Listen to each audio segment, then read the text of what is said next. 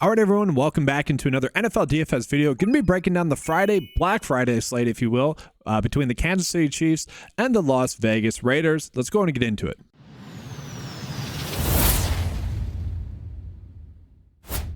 And so, guys, we're going to jump right into it. Obviously, the Kansas City Chiefs are going to be the favorites to win this game. The biggest piece of news that we are worried about is what is going to happen with Isaiah Pacheco. He was a full participant in in this week's practice on Tuesday. I think the expectation is going to be that he is going to play in this game. And if he does play, if he's going to be fully good to go, not going to be limited at all, he honestly becomes a great option. You look at Kareem Hunt, he has been a serviceable backup, don't get me wrong, but he also has been limited. Like, he just has not been great.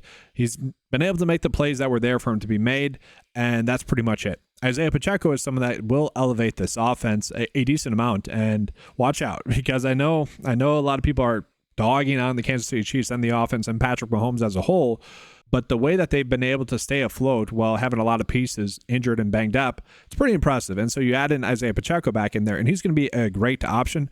I would argue you could probably get away with playing him in the captain spot. I would have to say that ownership, but I would imagine it's going to be lower, pretty low, because, again, he's coming back from injury. A lot of people are going to stay away from that. And so I get that. And also, you have Travis Kelce in a great spot here going against the Las Vegas Raiders. A lot of people are going to want to play him, as they should. I think he's a phenomenal play.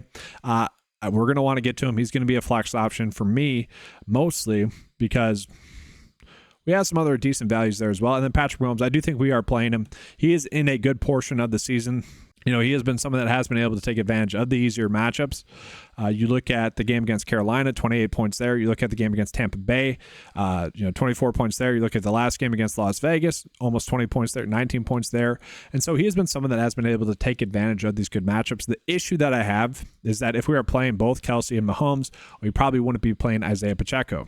So from there, let's go ahead and jump into some of the other receivers. Now, I will say this again, guys. I think if you're playing Xavier Worthy, you're really only playing him in the captain spot, trying to get that big play touchdown upside from him. Really trying to get like the 4 catches with a touchdown and maybe 100 yards, like a random big play that really breaks the slate. That's kind of been my way to go with him, because the Chiefs are always on primetime games, it seems like. And so I've been playing him either in the captain spot or really just not playing that much of him. That's kind of been my approach. He's my kind of GPP type play in that way. DeAndre Hopkins has certainly been interesting. Basically playing the exact same role that he was playing for the Tennessee Titans as he is with the Chiefs now. Definitely strange. I thought he's someone that maybe would see an uptick in his snaps. This could also be a case, like kind of the Travis Kelce case last year, where Hopkins has cited being injured, and maybe they're just trying to keep him healthy for the playoffs to make that playoff push, and maybe come playoffs he'll begin 80% of the snaps. I could see that happening, but for now, he's only playing about 45% of the snaps. Makes him a more difficult play. Obviously scored a touchdown last week, so that paid off. But yeah, that's tough. Juju's back, not playing much. The play that I like a bunch is going to be Noah Gray. Now, the issue that we're going to have with Noah Gray is that he's coming in off of 2 massive games, which is super annoying to me, because if you guys have been following the channel, you might recall me talking him up against Tampa Bay. I think I might have said he was good captain's play that game as well. Good matchup. It was a good spot. The reason why I thought that was, well, it turns out I was correct. I was just a little bit too soon in that expectation. I kind of figured he would, in a weird way, be the number 2 pass catcher for this offense, in the sense that they are spreading out the production so much that we knew it was going to be Travis Kelce. And I think the player that would ultimately benefit the most would be Noah Gray, and that is what happened. And so sometimes you make a good take that might not be good that week, but it turns out to be, you turn out to be right. I feel like that's what happened there with Noah Gray, where we have seen him go off the last 2 games, but that's my concern, is that he has went off the last 2 games, 2 touchdowns in the last 2 games. That is, he's obviously due for some regression there, but they do love using the second tight end, and he's consistently playing 60% of the snaps. And so we do get a good play at a cheap price tag. Like, you could make a good argument that he should be priced the same as Worthy, as Hopkins. And so I certainly think we want to be playing him, probably in the flex. It's a great matchup, as we saw. But that's where it is difficult, guys, I will say, because if he makes me look dumb again, because people remember me saying that he was going to be a good option on that slate. But when he's going off, it's not like they remember, oh yeah, Eric was saying that. That's just not how it works. That's certainly an interesting spot. There really is. And so let's go ahead now and jump on into the Raiders. The Raiders are going to be in an interesting spot as well. So we got to see if Alexander Madison's going to be active in this game. If he is, sure, we can think about playing him. Even if he is active, I still think we're going to see a decent amount of Amir Abdullah in this game, who got a lot of work catching the ball out of the backfield last weekend. It's always been one of the weirdest things. I feel like Amir Abdullah, you know how a lot of people talk up Duke Johnson as someone that, like, for whatever reason, was never just a good fantasy back. Everyone wanted him to be a good fantasy football back, and it just never came to fruition. That's how it's been with me with Amir Abdullah, in the sense that he's clearly talented.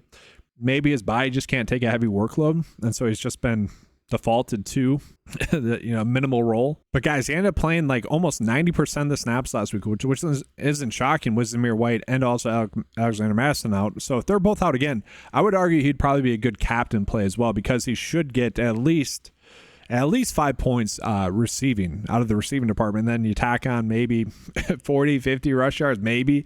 I say that because the Chiefs are incredibly good against stopping the rush. And so, we would worry about that. But looking at it, guys, we don't know that just yet. I am recording this on Tuesday night. It'll probably be released on Wednesday afternoon, just as an FYI. Trying to get the coverage out to you guys before the holidays. It doesn't seem like Zamir White's going to play.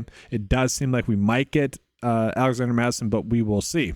And so for now, I am going to play Amir Abdullah in the flex. I do like that. But then after that, I don't know what to do, because we got Jacoby Myers in just another great spot. The volume has been so great for him. Even in the last game against Kansas City, he's been playing extremely well.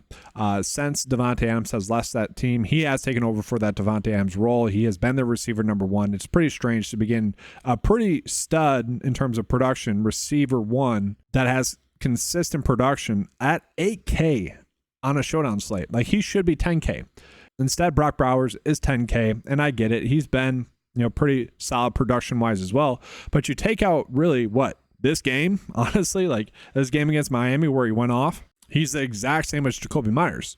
And we're getting Jacoby Myers for 2K cheaper. Doesn't really make sense to me. Like, you look at it, guys, Jacoby Myers has had a 20-point game, a 20-point game, and a 20-point game. 17, right? It doesn't make sense. It's just weird. People are bending over back for Brock Bowers because he's listed as a tight end, but he's being used as a slot receiver, and he's a rookie. It's just more exciting. I like the price discount that we're getting there with Jacoby Myers. I would argue you could even play him in the flex, which is what I'm going to try to do. And look at that, guys. This is a pretty solid high floor build as it sits right now, and we can really play whoever we want. We have 8.2 left over. That's pretty solid. And so I will say, guys, we probably do want to be playing the Chiefs defense. If Desmond Ridder is going to be the starter, which it certainly seems like he's going to be, he is trash. We know that. This is part of the reason why I thought Arthur Smith would be a huge upgrade for the Steelers, because he had to deal with a trash quarterback like Desmond Ridder for a year and try to make him seem like an NFL quarterback. He is not good. I expect the Chiefs to fully dominate. And so I probably think we want to be playing the Chiefs receivers. The Chiefs DST. That being said, guys, we do have Trey Tucker down here. Pretty high target volume there, playing a lot of snaps there as well. He's simply too cheap there as well. If he plays, he's someone we should be looking at a decent amount there as well.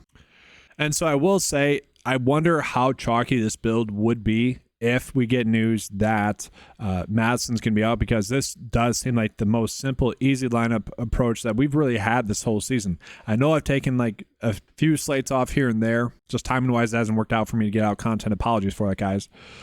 But this feels like an easy lineup path if that does come to fruition. Now, this is what I'm looking at as the optimal build for Friday. Let's go ahead and see what the 9-to-5 lineup builder is telling us is going to be the most optimal build for the slate. And I do want to remind you guys of the promo code that's currently going on the website. Use the promo code KEEPCASH and get 20% off your first month membership. Or if you guys are a returning member, get 20% off the first month. Guys, take advantage of that.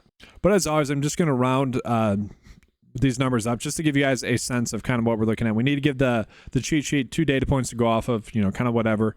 Isaiah Pacheco currently on the IR, so he's not going to be getting projection points just yet, but if he is activated, he will be defaulted to a blue check mark.